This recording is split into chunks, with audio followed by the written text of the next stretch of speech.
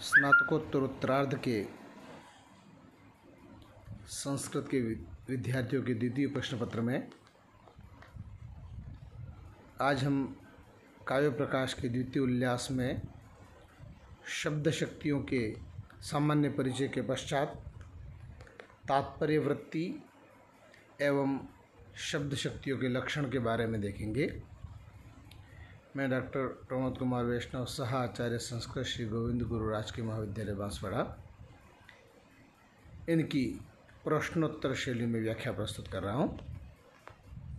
तात्पर्य वृत्ति से क्या तात्पर्य है? तो कुमारिल भट्ट के अनुयायी पार्थसारथी मिश्र आदि अभिहितान्वयवादी मीमांसकों के मत में तीन प्रकार के वाच्यादि अर्थों के अतिरिक्त चौथे प्रकार का तात्पर्यार्थ भी होता है। अभिहितान्वयवाद में पहले केवल पदों से अन्वित पदार्थ उपस्थित होते हैं, उसके बाद पदों की आकांक्षा, योग्यता तथा सन्निधि के बल पर तात्पर्य शक्ति द्वारा उन पदार्थों के परस्पर संबंध रूप वाक्यार्थों का बोध होता है। प्रभाकर गुरु एवं उसके अनुयायी शालिक नाथ मिश्र आदि अभिहितान्वयवाद आचार्यों के अनुसार पहले से अन्वित पदार्थों का ही अभिधा से बोधन होता है, अतः पदार्थों का बोध कराने हेतु तात्पर्य वृत्ति की आवश्यकता नहीं होती। तात्पर्य वृत्ति के अर्थ में दो मत हैं। एक मत जो मीमांसक मत है, कुमारिल भट्ट के अनुयायी के द्वारा माना जाता है, और दूसरा मत प्रभाकर गुरु के द्वारा प्रतिस्थापित किया गया है। कुमारिल भट्ट और उनके अनुयायियों के द्वारा जिस तात्पर्य वृत्ति के विषय में मत स्थापित किया गया है उसको अभिहितान्वयवाद के नाम से जाना जाता है। अभिहितान्वयवाद में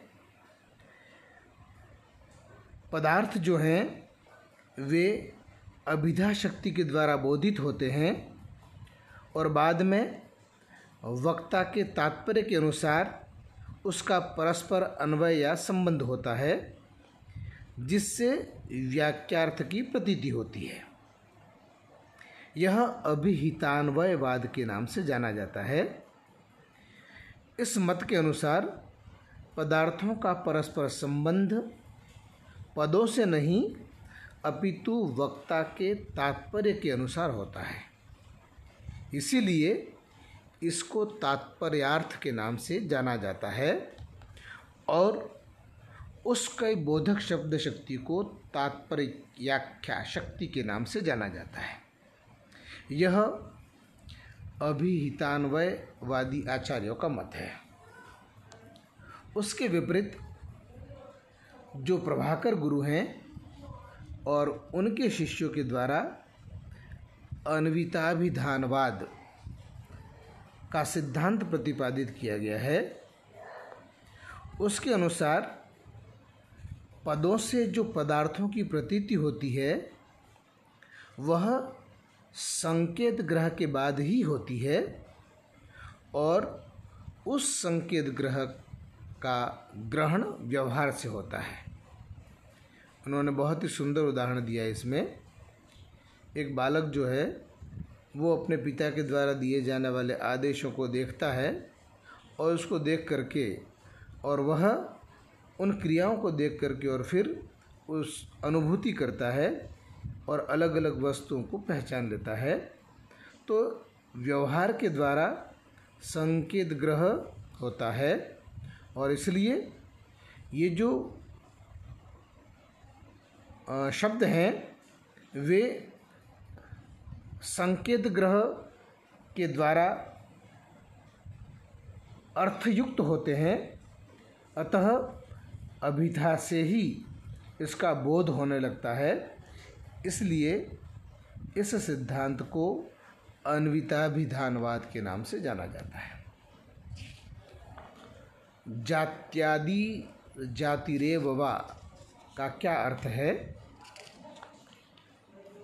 सांकेतिक अर्थ के 4 भेद कहे गए हैं। जाति, गुण, क्रिया तथा यदृच्छा, ये 4 भेद हैं।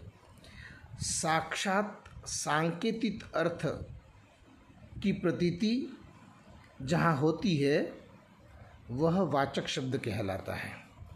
उस वाचक शब्द के लक्षण में सांकेतिक अर्थ आया है। वो सांकेतिक अर्थ क्या है और उसके भेद क्या हैं? तो सांकेतिक अर्थ के 4 भेद कहे गए हैं। इस कारिका में जात्यादि, जाति रेवा में इन 4 का उल्लेख किया गया है। जाति, गुण, क्रिया तथा यदृच्छा, इन 4 को संकेत ग्रह के नाम से जाना जाता है। अभिधा शब्द शक्ति की परिभाषा लीजिए। अभिधा शब्द शक्ति की परिभाषा है सह मुख्योऽर्थस्तत्र मुख्यो व्यापारोऽस्याधिभूच्यते। सह मन वह जो मुख्य अर्थ है, सांकेतिक अर्थ के द्वारा जो प्रकट होने वाला है, उसका जो मुख्य व्यापार है, उस मुख्य व्यापार को ही अभिधोच्यते, अभिधा शब्द शक्ति के नाम से जाना जाता है। जो साक्षात अर्थ है, जो सांकेतिक अर्थ है, वही मुख्य अर्थ कहलाता है। और उस मुख्य अर्थ का बोधन कराने वाला जो व्यापार है, उस व्यापार को ही अभिधा शब्द शक्ति के नाम से जाना जाता है। तो यह अभिधा शब्द शक्ति की परिभाषा है। 3 शब्द शक्तियों में सर्वप्रथम शब्द शक्ति है वह अभिधा शब्द शक्ति है।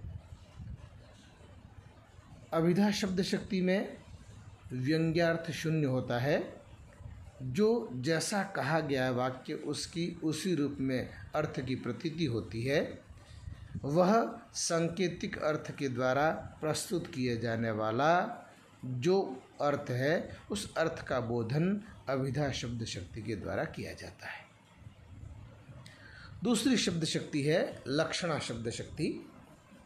लक्षणा शब्द शक्ति की परिभाषा बताई गई है मुख्यार्थवादे तद्योगे रूढ़ितो अथ प्रयोजनात् अन्योर्थो लक्ष्यते यत्सा लक्षणारोपिता क्रिया।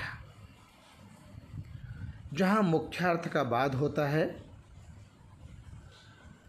और उस मुख्यार्थ के साथ में अन्य अर्थ का संबंध होने पर रूढ़ि के द्वारा अथवा प्रयोजन विशेष के द्वारा जिस अन्य लक्षित अर्थ की प्रतीति होती है, वह आरोपित व्यापार लक्षणा शब्द शक्ति के नाम से जाना जाता है। लक्षणा शब्द शक्ति में मुख्य अर्थ का बाद होता है। मुख्य अर्थ का साथ में अन्य अर्थ की प्रतीति रूढ़ि अथवा प्रयोजन के द्वारा होती है। तो रूढ़ि और प्रयोजन के द्वारा जब मुख्यार्थ का बाद होने पर तत्संबंधित अन्य भिन्न अर्थ की प्रतीति होती है, उसे लक्षणा शब्द शक्ति के नाम से जाना जाता है।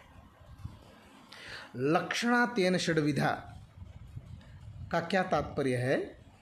तो लक्षणा के 6 प्रमुख भेद बताए गए हैं।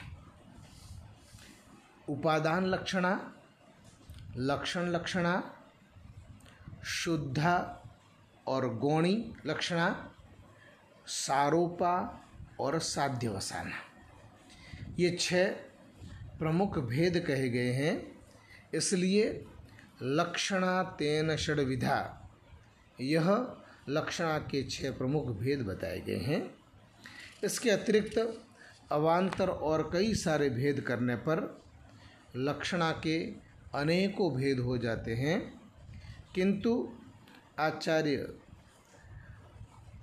मम्मट ने इस लक्षणा शब्द शक्ति के ये 6 प्रमुख भेद बताए हैं। उपादान लक्षणा, लक्षण लक्षणा, शुद्धा, गौणी, सारोपा एवं साध्यवस्था।